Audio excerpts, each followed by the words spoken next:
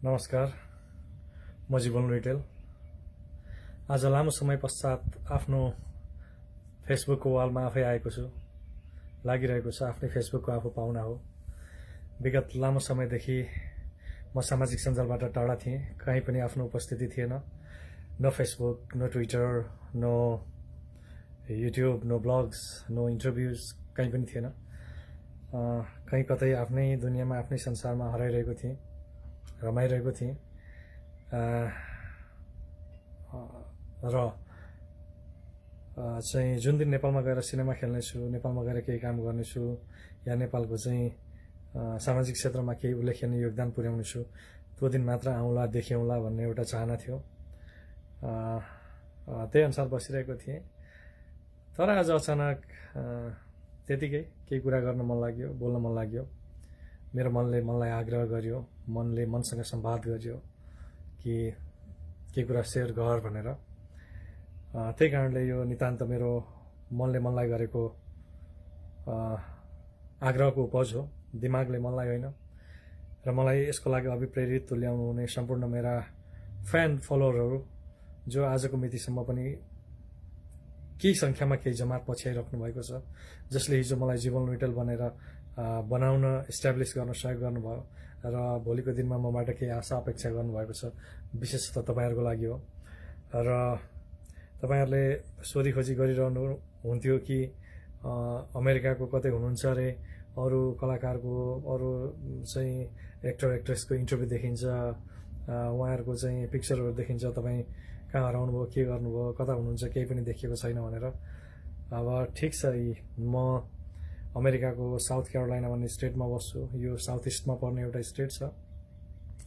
अनि बाँकी यस्तै छु जस्तो छोडेर आएको थिएँ विगत 3 वर्ष अगाडि। अलिकति दारी कपालमा प्राकृतिक हाइलाइट भएको छ, समयको प्रभाव हो, त्यो पनि स्वीकार छ। र तपाईहरुले चाहिँ यता अमेरिकाको यो बीचमा आएको जुन यो कोरोनाको न्यूज छ, त्यो हेरेर यताको चिन्ता गरेर सोधी खोजी गरिराख्नु भएको छ। एकदमै खुसी लाग्यो।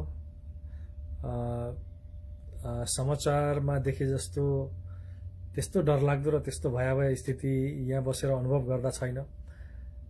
तर अमेरिकाको New York, new Jersey, Chicago city, Michigan, California, यता जर्जिया, फ्लोरिडा, अरू स्टेटहरुमा चाहिँ एकदमै धेरै केसेसहरु, अलिकति स्थिति डरलाग्दो छ। म बसेको स्टेटमा भर्खरै मैले न्यूज हेरेको थिएँ, यस्तै 44-4500 को रेन्जमा छ। त्यो पनि कम चाहिँ होइन। तर पनि आफू कसरी बस्ने, आफू कसरी स्वस्थ रहने, कसरी सुरक्षित रहने, कसरी संक्रमणबाट बच्ने, कसरी चाहिँ बेसिक यहाँ बाहिर निक्लिँदाखेरि चाहिँ डिसिप्लिनहरुलाई कसरी मेन्टेन गर्ने, ती कुराहरुलाई चाहिँ ध्यानमा राखेर गरिन्छ। आशा छ नेपालमा तपाईहरु जो हुनुहुन्छ, साथीभाइ, इष्टमित्रहरु, आफन्तहरु, सम्पूर्ण दाजुभाइ दिदीबहिनीहरु, यतिखेर संसार नै चकमन्न भएको स्थिति छ। संसार टक्क अडिएको स्थिति छ। संसारको चाहिँ संसारको सूचनामा, संसारको प्रविधिमा, संसारको टेक्नोलोजीमा, संसारको विज्ञान नै एक किसिमले हारेको अवस्था छ। त्यही कारणले हामी जहाँ जता छरिएर बसेका छौं, सबै स्वस्थ तरिकाले बसौं, सबै सुरक्षित तरिकाले बसौं। यो कोरोनाको, यो कोभिडको महामारीबाट बच्नको लागि सबभन्दा पहिला त सबै हामी सुरक्षित हुनु नै छ, आफ्नो जीवन बचाउनु छ। त्यो ठाउँमा, जुन ठाउँमा त्यहाँको सरकारले, त्यहाँको चाहिँ क्षेत्रले, त्यहाँको समाजले कसरी निर्देशित गरेको छ बाहिर निक्लिनको लागि, भित्र बस्नको लागि, त्यहाँको लकडाउन सिस्टम के छ, त्यहाँको स्टे होमको सिस्टम के छ, यो सबलाई फलो गरेर हामी बस्ने हो। र अहिले भर्खरै मैले नेपालको पनि न्यूज हेरेको थिएँ कि नेपालमा पनि यसको संक्रमणको संख्या बढेर 40-45 कति पुगेको छ। यहाँबाट हेर्दा त म त नेपालको स्थिति अझ अलिकति डरलाग्दो देख्छु, किनभने भोलि त्यसको चाहिँ गुणोत्तर वृद्धि भएर यदि बढ्यो भने, त्यो महामारी फैल्यो भने नेपालमा अझ डरलाग्दो स्थिति होला। किनभने नेपालको राज्य सरकारले, नेपालको चाहिँ सम्बन्धित निकायले, नेपालको हेल्थ केयर सिस्टम, नेपालको हेल्थ म्यानेजमेन्ट त्यो प्रणालीले त्यसलाई धान्न बहुत गाह्रो पर्ला। त्यही कारणले यता हाम्रो त चिन्ता गर्नुहुन्छ प्लिज आफ्नो पनि चिन्ता गर्नुहोस्, आफ्नो केयर गर्नुहोस्, आफ्नो ख्याल गर्नुहोस्, त्यसरी बस्नुहोस्। अहिले देखिरहेको छु विगत 1 महिनादेखि नेपालमा सबै लकडाउनमा हुनुहुन्छ, सबैलाई चाहिँ अप्ठ्यारो परेको स्थिति छ। सबैको चाहिँ दैनिकी जीवन प्रभावित भएको छ। गरिब किसान मजदुर ज्यालादारीमा काम गर्ने सबैको रोजीरोटीमा समस्या भएको छ। सायद नेपाल सरकारले राहत वितरणका कार्यक्रमहरू पनि ल्याएको होला, गरिएको होला, समाचारमा देखिरहेको छ। र यो बीचमा खट्नुहुने जो सबै सामाजिक अभियन्ताहरू हुनुहुन्छ सबैलाई चाहिँ मेरो तर्फबाट सल्युट छ। तपाईहरुले एकदमै राम्रो तरिकाले आफ्नो जिम्मेवारी निभाइरहनु भएको छ, निभाउनु भएको होला। हामी त यहाँबाट आशा पुकारा कामना मात्र गर्न सक्छौं। नेपालमा भएको भए केही गरिन्थ्यो होला, अब बाहिर बसेर फेरि कुरा गरियो भन्ने मात्र हुन सक्छ, त्यो होइन। यतिखेर हामी जो जहाँ छौं कसरी सुरक्षित रहने, कसरी यो संक्रमणबाट बस्ने, कसरी यो क्राइसिसबाट हट्ने, उन्मुक्ति पाउने, त्यसकै लागि संघर्ष गरिरहेका छौं सबैजना जो जहाँ भए पनि। र त्यही हो, नेपालमा चाहिँ अहिले यो बेलामा अलिकति नेपालको गरिबी जनजीवनमा, नेपालको चाहिँ गरिबी क्षेत्रमा अलिकति उदासीनता छाएको बढी समाचार देखेको छ। किनभने त्यहाँनेरि चाहिँ 2 छाक रोजीरोटीको समस्या छ।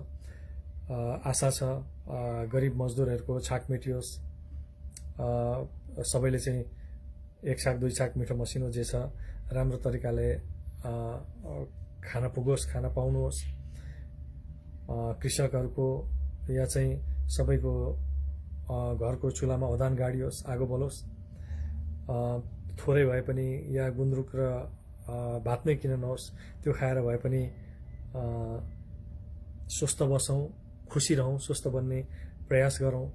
यो समय सबैजना धेरैभन्दा धेरै चाहिँ घरभित्र समय बिताउने भएकोले आफूमा 2-4 मिनेट 5 मिनेट आफूलाई समय दिनु, ताकि योग ध्यानमा केन्द्रित रहौं। किनभने मानिस धेरै समय घरमा बसेकोले मानिसमा एक किसिमको नैराश्यता, वैराग्यता, आलस्यता या फ्रस्ट्रेसन जे पनि आउन सक्छ। त्यसबाट कन्ट्रोल गर्नको लागि मलाई लाग्छ योग ध्यान र योग ध्यान नै सबभन्दा बेस्ट चिज हो, जसले तपाईलाई सकारात्मक भाव, सकारात्मक ऊर्जा प्रदान गर्छ।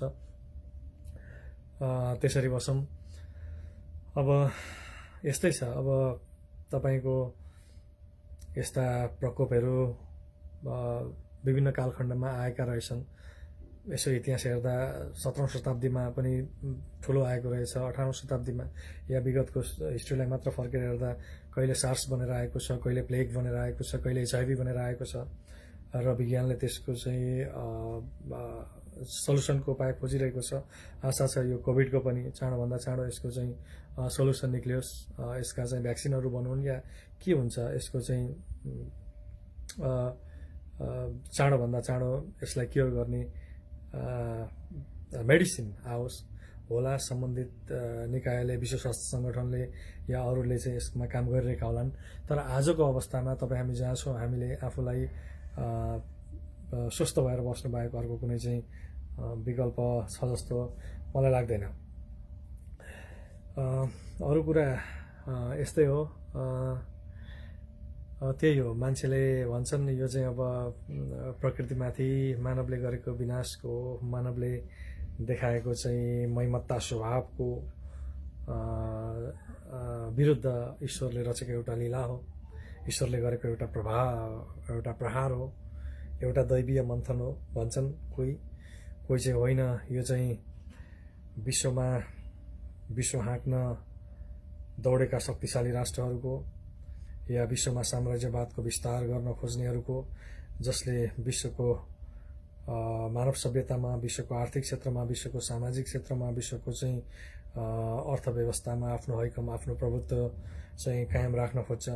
उसले चाहिँ त्यसलाई कन्टिन्युटी दिनको लागि एउटा भित्र रचिएको एउटा राजनीतिक षड्यन्त्र हो, जुन यो प्रकोप बनेर आएको छ। यस्ता षड्यन्त्रहरू हिजो पनि थिए, आज नि छ, भोलि पनि आउनेछ। यो चाहिँ एउटा क्रिएटिभ चिज हो भनिन्छ। थाहा छैन, आई डोन्ट नो, यो अलिक गम्भीरको विषय छ या भोलि समयले, भोलि इतिहासले यसलाई पनि उत्खनन गर्ला, यसको रियल फ्याक्टहरू आउला।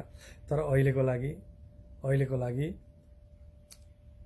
स्वास्थ्य क्षेत्रले के भनेको छ, कसरी स्वस्थ रहने भनेको छ, कसरी खुसी रहने भनेको छ, कसरी संक्रमणबाट बच्ने भनेको छ, त्यसलाई नै ख्याल गर्ने हो। चाहे नेपालमा होस्, चाहे यहाँ होस्, चाहे संसारमा होस्, सबैले चाहिँ एउटा सामाजिक दूरी मेन्टेन गरौँ भनेको छ। त्यसलाई